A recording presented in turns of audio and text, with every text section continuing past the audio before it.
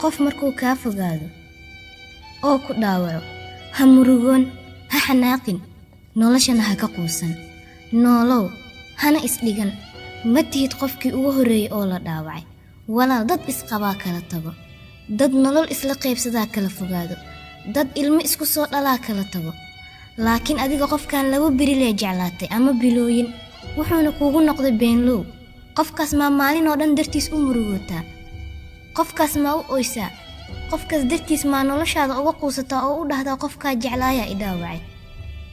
wallaahi qofkaas hadduu ku jeclaan lahay kuma uusan dhaawici lahayn mana uusan kaa fogaadin mana ku qiyaami lahayn sidaad adiga u dhaawici karin oo aadan u xumay karin oo kale sidaas camal ayuu sameyn lahay mar kasta naftaada kor u qaad hadduu qof ku dhaawaco xanaaq aniga kuma dhahayo ha xanaaqin kuma dhahayo ha murugoon laakiin xuduud isku yeel alla ayaa kuu qoro qofkan inaad barato si kastuu ahaado haddaa weysane ha u shalaynin alla addoonkiisa ma dulmiyo mid ka fiican ayuuna kuugu beddelaa